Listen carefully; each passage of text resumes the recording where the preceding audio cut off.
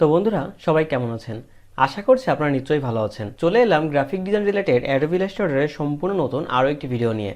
আজকের এই ভিডিওতে অ্যাডোবি ইলাস্ট্রেটরের খুবই গুরুত্বপূর্ণ একটা টুল সম্পর্কে আপনার সাথে আলোচনা করব এবং আপনি যদি এই টুলটা সম্পর্কে শিখে যান তাহলে আপনি খুব সহজেই বিভিন্ন ধরনের মকআপ বা 3D মকআপ বা বক্স মকআপ এবং বিভিন্ন ধরনের টেক্সট মকআপও কিন্তু আপনি খুব সহজেই করতে পারবেন।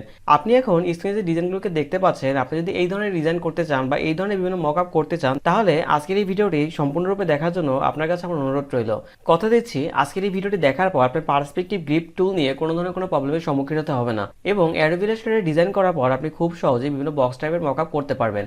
তাই চলুন বন্ধুরা কথা না বাড়িয়ে সরাসরি আমরা আমাদের স্ক্রিনে চলে যাই এবং দেখে নিই কিভাবে আপনি খুব সহজেই এই ধরনের মকআপগুলো করতে পারবেন এবং আপনার ডিজাইনকে আরো আকর্ষণীয়ভাবে ফুটিয়ে তুলতে পারবেন। তো তার আগে বন্ধুরা আপনি যদি আমার চ্যানেল নতুন হয়ে থাকেন তাহলে অবশ্যই আমার চ্যানেলটিকে সাবস্ক্রাইব করবেন এবং পাশে থাকা বেল আইকনটি প্রেস করে রাখবেন। এতে করে গ্রাফিক ডিজাইন রিলেটেড সমস্ত নিত্য নতুন ভিডিওগুলো আপনি সবার প্রথমে পেয়ে যাবেন।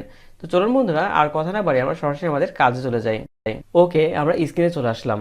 আপনারা তখন নিশ্চয়ই বুঝে গিয়েছেন যে আজকে এই ভিডিওতে ঠিক কোন বিষয়টা নিয়ে কথা বলবো। হ্যাঁ, আপনি ঠিকই ধরেছেন, যেটা হলো আমাদের পার্সপেক্টিভ গ্রিড টুল এবং perspective selection tool. Perspective grid tool এবং পার্সপেক্টিভ সিলেকশন টুল আমাদের অ্যাডোবি ইলাস্ট্রেটরের খুবই গুরুত্বপূর্ণ একটি টুল এবং এই টুলের সাহায্যে আপনি কিন্তু চাইলে খুব সহজে কিন্তু মকআপ করতে পারবেন। তো চলুন এই টুলগুলোর ব্যবহারগুলো আমরা আস্তে আস্তে করে দেখে নিই। সো প্রথমত আমরা দেখুন পার্সপেক্টিভ গ্রিড টুল, যখন আপনি এটার উপর ক্লিক করবেন তখন দেখবেন আপনার সামনে এরকম একটা ইন্টারফেস শো করতেছে। সো দেখুন এখানে আমাদের একটা বক্স টাইপের আছে এবং এখানে দেখুন আমাদের দুইটা সাইড কিন্তু আমাদের আছে, একটা আমাদের লেফট সাইড এবং একটা রাইট সাইড।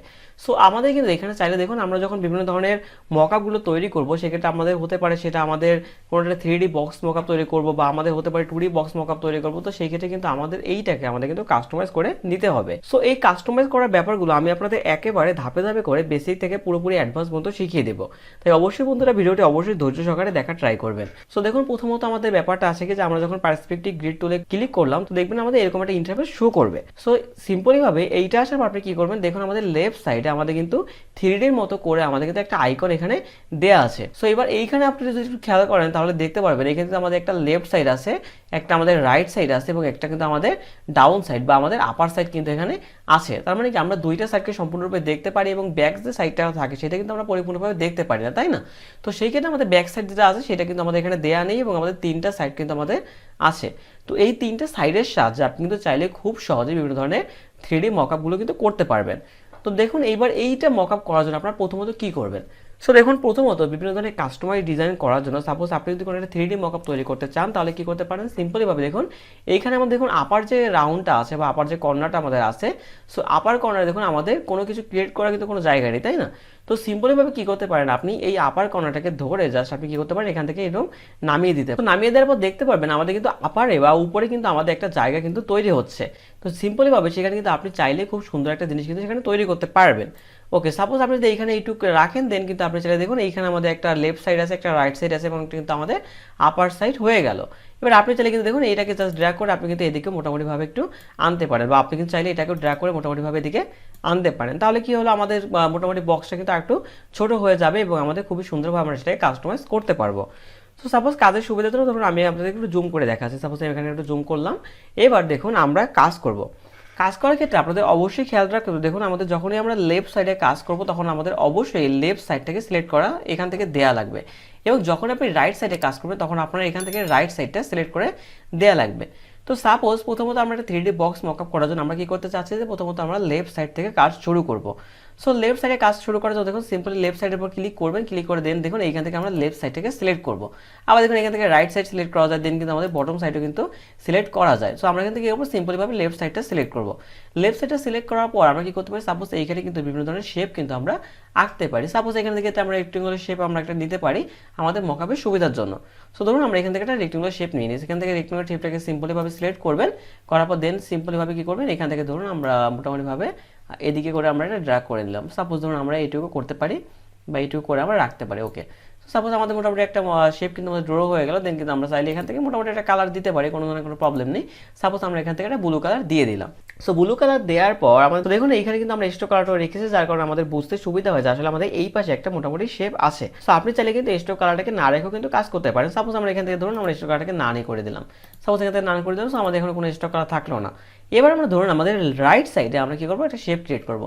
এবার দেখুন আমাদের কিন্তু লেফট সাইডে সিলেকশন অবস্থায় আছে, তো এই সিলেকশন থাকা অবস্থায় আমি যদি দেখুন রাইট সাইডে যদি কোনো কিছু ড্র করতে যাই তাহলে আমাদের দেখুন এরকম কিন্তু আমাদের উল্টা হয়ে যাচ্ছে, দেখতে পাচ্ছেন আমাদের কিন্তু সম্পূর্ণ কিন্তু বিষয়টা উল্টা হয়ে যাচ্ছে। মানে আমরা চাইলে কিন্তু এই যে আমাদের বর্ডারগুলো আছে এই বর্ডার ভিতরে আমরা শেপ ক্রিয়েট করতে কিন্তু পারতেছি না। সো যখনই আপনি এখান থেকে রাইট সাইডটাকে সিলেক্ট করবেন, দেন যখন আপনি এখান থেকে ড্র্যাগ করবেন তখন দেখবেন যে আমাদের এই রাইট সাইড কিন্তু অটোমেটিকভাবে খুব সুন্দরভাবে কিন্তু তৈরি হয়ে যাচ্ছে। সো দেখতে পাচ্ছেন আমরা কিন্তু অটোমেটিক সুন্দরভাবে কিন্তু রাইট সাইডটা কিন্তু তৈরি করতে পারলাম। সো বোঝার সুবিধার জন্য আমি কি করতে পারি, ধরুন এখান থেকে একটা কালার সিম্পলি চেঞ্জ করে দিতে পারি। সাপোজ আমরা এখান থেকে রেড রাখতে পারি মোটামুটি বোঝানোর সুবিধার্থে। তো ওকে, আমাদের দেখুন দুইটা সাইড কিন্তু আমাদের হয়ে গেল। সো একটা আমাদের লেফট সাইড এবং একটা আমাদের কিন্তু right side.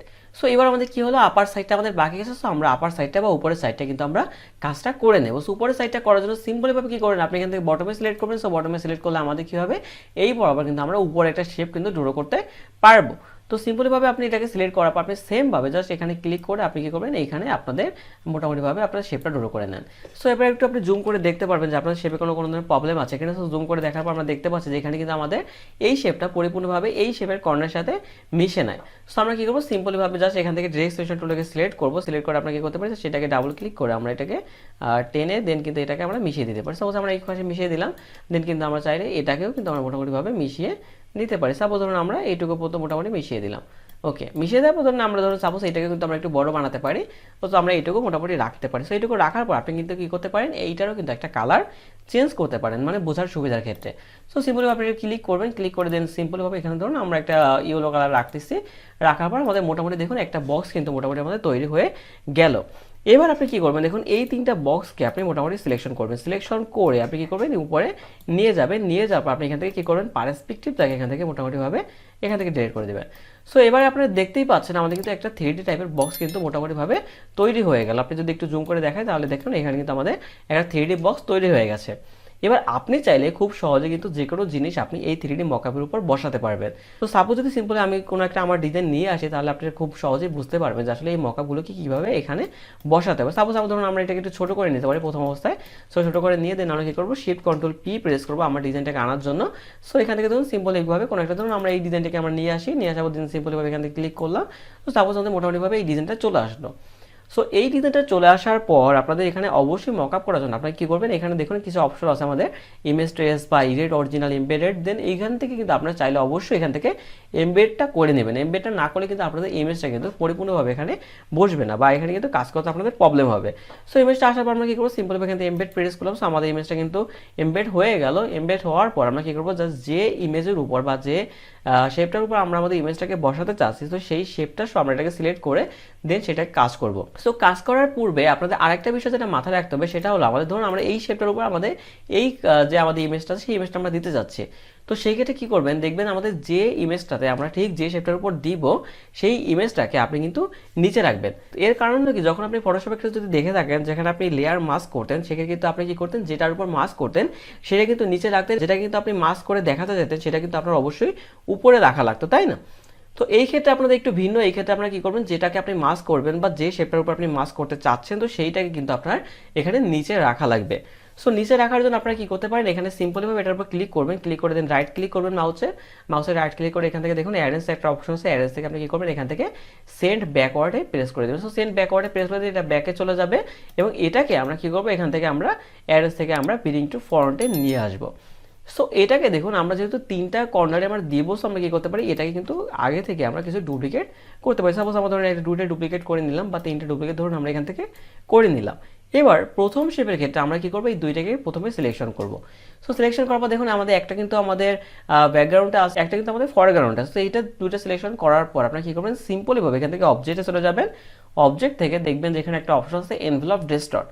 So envelope distort থেকে আপনারা কি করেন, মেক উইথ টপ অবজেক্ট, মানে কি আমরা যে অবজেক্টটাকে আমরা টপে রেখেছি সেই অবজেক্টের অনুযায়ী আমাদের কিন্তু এই ইমেজটা মকআপ হয়ে যাবে। তো সিম্পলিভাবে যখন আমি এটা ক্লিক করবো তখন দেখবেন আমাদের ইমেজটা কিন্তু আমাদের সেই শেপের উপরে চলে যাবে। সো সিম্পলি দেখুন আমরা এখানে ক্লিক করলাম। সো ক্লিক করার পর দেখতেই পাচ্ছেন আমাদের কিন্তু সেই ইমেজটা কিন্তু আমাদের সেই শেপের উপর চলে গেছে। তো শেপের উপর যাওয়ার পর আমরা কি করতে পারি, ধরুন এইটাকে সিলেকশন করতে পারি, এটাকে দেন সেম পাবে আমরা কি করতে পারি, অ্যারেঞ্জ থেকে আমরা এখান থেকে ব্রিং টু ফ্রন্টে নিতে পারি। ধরুন এটাকে আমরা ব্রিং টু এখান থেকে ব্যাকে নিতে পারি। সো এখান থেকে অ্যারেঞ্জ থেকে আমরা সেম ব্যাকওয়ার্ডে দিবেন, দেন এখান থেকে দুইটা সিলেকশন আবার করবেন। সো এখান থেকে আপনারা অবজেক্টে ক্রিয়েট করবেন, অবজেক্ট থেকে সেম ভাবে আবার এনভেলপ ডিস্টর্ট থেকে আমরা মেক উইথ টপ অবজেক্টে প্রেস করে দেবেন, দেখবেন এখানে চলে গেছে। তো আবার সেম ভাবে উপরটা ক্ষেত্রে আপনারা তাই করবেন, সেম নিয়ম একেবারে হুবহু তাই করবেন। ব্রিং টু ফ্রন্টে নেবেন, দেন এটাকে আপনারা ব্রিং টু ব্যাকে নেবেন, দেন ব্যাকে নেওয়ার পর দুটাকে সিলেকশন করবেন, করার পর আপনারা কি করবেন এখান থেকে অবজেক্ট, দেন আবার এনভেলপ রিস্টোর, দেন আবার কিন্তু এখান থেকে make with top object. So দেখুন আমাদের যে ইমেজটা নিয়ে আমরা আসলে কাজ করতে চাচ্ছিলাম বা যে ইমেজটাতে আমরা মকআপ দিতে চাচ্ছিলাম, দেখুন সেই ইমেজটা কিন্তু খুব সুন্দর এবং সহজ উপায়ে কিন্তু আমরা একটা বক্সের উপর মোটামুটি বসাতে পারলাম। তো আপনারা কিন্তু চাইলে এভাবে বিভিন্ন ধরনের কাস্টম শেপগুলোকে বা বিভিন্ন ধরনের কাস্টম পার্সপেক্টিভ গ্রিপ টুল দিয়ে করে আপনারা বিভিন্ন ধরনের জিনিস কিন্তু এখানে বসাতে পারবেন।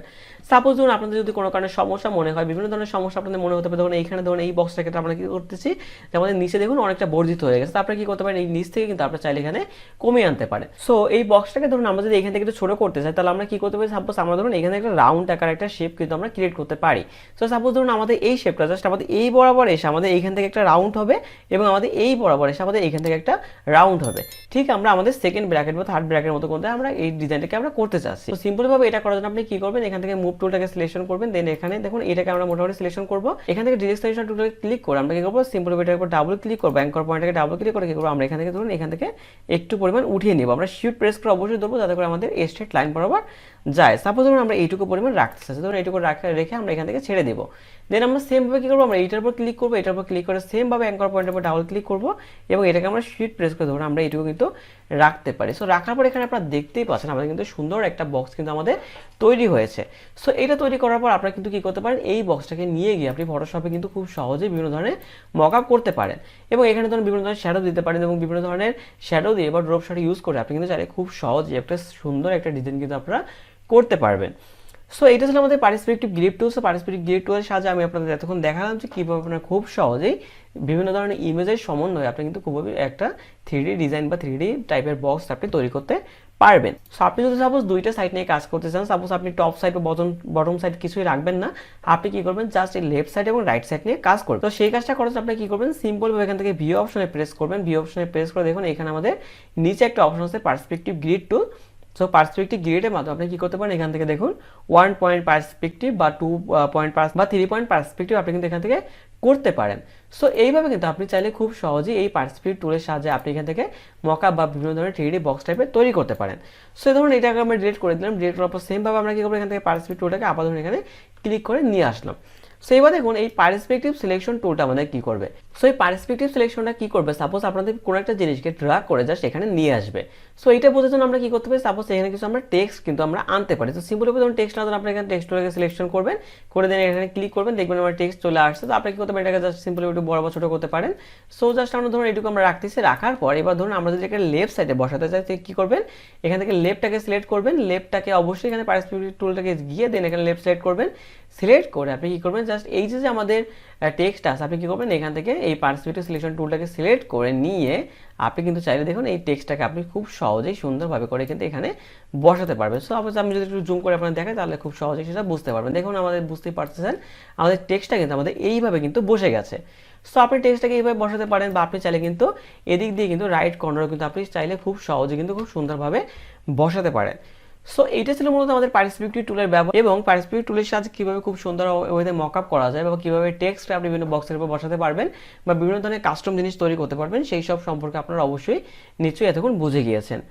সো আশা করছি আজকের এই ভিডিওটা নিয়ে আপনাদের কোনো ধরনের কোনো প্রবলেমের সম্মুখীন হতে হবে না এবং আপনাদের আশা করছি সমস্ত বিষয় সম্পর্কে বা পার্সপেক্টিভ গ্রিড টুল সম্পর্কে আপনাদের একটা প্রপার ধারণা হয়েছে। সো যদি পার্সপেক্টিভ গ্রিড টুল সম্পর্কে বা পার্সপেক্টিভ সিলেকশন টুল সম্পর্কে আপনাদের একটা প্রপার ধারণা হয়ে থাকে এবং আমার ভিডিও থেকে যদি আপনারা একটুও যদি উপকৃত হয়ে থাকে তাহলে আপনারা চাইলে আমার চ্যানেলটিকে সাবস্ক্রাইব করতে পারেন এবং পাশে থাকা বেল আইকনটি প্রেস করে রাখতে পারেন।